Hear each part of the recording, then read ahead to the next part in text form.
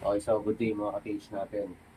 So, meron tayong unit dito, another unit, no? So, meron tayong unit na radar LRL system na ito. Ito, yan. Yung box, and then, meron siya antenna sa likod. No, tatanggal po siya. So, ito is, ano ko lang, ipapakita ko lang sa inyo yung mismong kanyang, kanyang setup sa kung paano i-set up yung ating reader and Apple system sa laptop hanggang sa sensor. Yan. At saka locator. So, ano to? 3-in-1 device. Ibig sabihin, meron po tayong iba-iba klaseng system na pwedeng gamitin dito. Una-una sa lahat, meron tayo dito 3D image, locator, at saka detectors. Ngayon, ito ang magandaan sa kanya, yung harap ng, ng radar. Napakalinis. May nakalagay na 3D scanner na malaki logo, yung emblem niya, no? Tapos may sabitan siya na ganito, ayan, para sa leg. Tapos may nakalagay na cross, ayan. So yun po ang ano niya, modelo po ng ating radar. So pag walang ganyan, ibig sabihin ah tinanggal, no? Pero dapat meron talagang cross. Then, so buksan natin. So, ang nakalagay na logo dito is napakalaking sa kanyang screen na radar LRL system. Tapos loading siya. So, ito yung laptop and then nandun yung sensor. So, bago natin to hindi, may papakita ko muna yung mga nasa loob ng picture sa loob ng kanyang menu. Meron siyang dalawang pipilian. May Tesla LRL B4B tsaka 3D scanner. So, sa 3D scanner, ang mode naman niya, meron audio scanning, 3D scanning, tsaka live scanning. So, ibig sabihin, kahit ano dyan, pwede mong gamitin. Audio scanning, 3D scanning, live scanning. So, ito kadalasan, pag nagde-demo ko, kadalasan ginagamit ko, 3D scanning lang.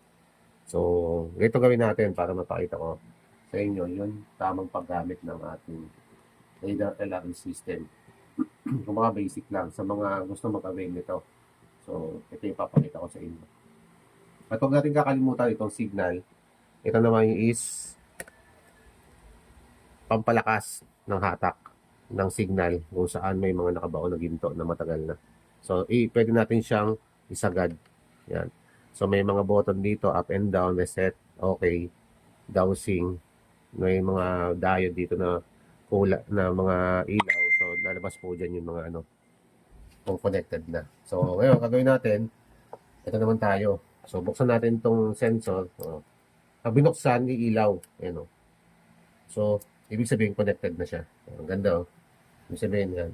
Yan yung mga ilaw niya. And then, meron tayong USB type charging port. Dalawa rin niya, parehas lang nito. USB type charging port. Tapos may emblem din, 3D scanner sa gilid.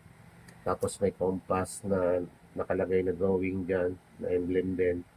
Yan, mayroon dito lobat, tsaka balance. So, kung mag-lobat na to, iilaw siya dito at may mga ilaw dito. No?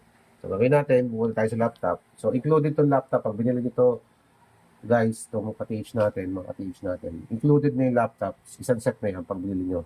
So, pupunta tayo dito sa visualizer. Although, connected na po siya. Pupunta tayo sa visualizer. Ayan. So, dapat nakabukas na itong mga to. Naka-open na lahat yan para kukonek ka na lang dito. So, punta tayo sa may baba ng file, dyan sa begin a new project.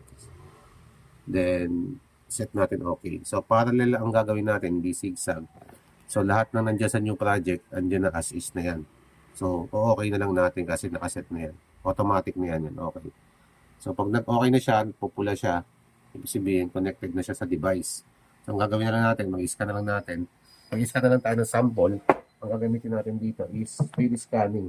So, kahit di na ako upo, subukan natin. Scanning, okay. Tapos, dito na lang. So, gagawin ko, tututukan ko to kasi nasa second floor ako, ito yung nasa ground, nasa baba, nasa ground. So, kaganoon, pwede natin siyang push button, pinutin tuloy-tuloy, depende sa paggamit mo. Yan o. Ito, tuloy-tuloy. Pag lalabas po is andyan sa screen. Yung ating, nasa, yan. Yan po. So, ganyan po siya. Malabas yan. Tingnan natin. Yan. Yan. So, tapusin natin siya. Mga PH. So, ayan. So, ngayon, nakita niyo yung image. Ganyan po ang itsura ng image. Yan. Lumabas. So, syempre, bago natin kalikutin itong kalikutin itong pinaka-software niya, image, patayin muna natin to. Ito, para hindi tayo malaubat. Yan. So, ngayon, ito gagawin natin. Papakita ko lang sa inyo kung ano ibig sabihin itong mga image na lumabas. Yan. So, ganyan po ang itsura niya. So, sa kanyang unang labas, 2D. So, kung gagawin natin siyang i-collect natin yung values, pwede natin signal collection values, all collect all values, para makita natin yung aayusin natin na file. So, ganyan po ang kinalabasan. So, nakita naman natin na walang magandang mga shape or any kind na may metal lang siya tamaan, pero makita natin dito sa dito. Natingnan natin kung ano yung tinamaan niya sa ilalim. Ayan. Ibig sabihin, ayan po, nakita niyo pong butas yung ito, butas. Ayan, ibig sabihin butas yan kasi nasa tayo void yan. Hindi naman tayo sa second floor, kaya nakita natin na butas. At saka itong hilera. Ayan o, itong hilera. Paano natin malalaman yan? So, ito gagawin natin. Para makita natin maigi, paliitin natin yan. Ito, sample lang naman to mga ka-TH, no? Pwede natin paikutin siya. Ayan, para makita natin na malinaw. Kung ano yun, tinamaan natin. Ayan. Ayan. Ibig sabihin, ganyan po ang tsura ng ibig sabihin, butas to. Ayan, makikita naman natin ng butas. Ayan, butas. Pag ginano mo yung mo, ayan po siya, butas po siya. Ayan. Ibig sabihin, makikita talaga yung voids sa ilalim. Mga metal. So, ganyan po. Papakita ko lang sa inyo. Ang ganda sa kanya, nakakita siya ng image kung ano yung tatamaan mo. Kung ito ba ay metal or precious metal. So, non-precious metal naman po yung tinamaan natin kasi nga unang-una, meron tinatawag na reading value yan. So, makikita yun sa info dialog. Kailangan i-save muna natin yung file bago natin makuha yung mga info dialog, i-save file. Yan. Save file. Tapos, lagay mo yung file na yun. Kunwari, file. Scan. Then, yan. Okay na. So, tayo ulit. Balik tayo sa dati. Open natin ulit para makuha natin yung pinaka-files niya na nakaset na. Kumbaga, naka-intact na ba? So, balik tayo doon. Tapos, file. So, magkakaroon na po siya ng info dialog na reading pag sinave nyo po yan. Ayan, so lumabas naman po. Ibig sabihin, negative yan. Siyempre, metal lang po tinamaan natin, kaya mababa yung reading. Yan, 612 lang. So, makikita natin dyan. Napakaganda, no?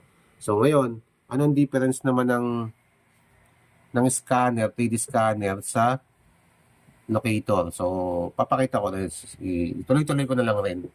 Lubos-lubusin ko na yung pagdademo ko. So, ito naman yung ating locator. Ito naman yung Tesla.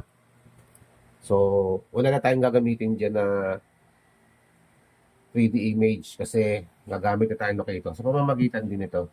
No? I-open natin to. Yan. Sama natin to pag demo. Saka to. Tesla naman to. B4B.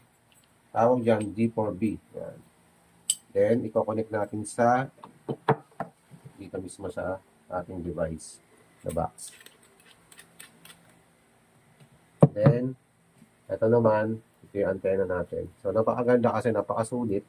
Kasi sa isang device, all-in na siya. Kumbaga, yung isa na lang yung bibilin nyo na device. Kumbaga, hindi na siya lahat.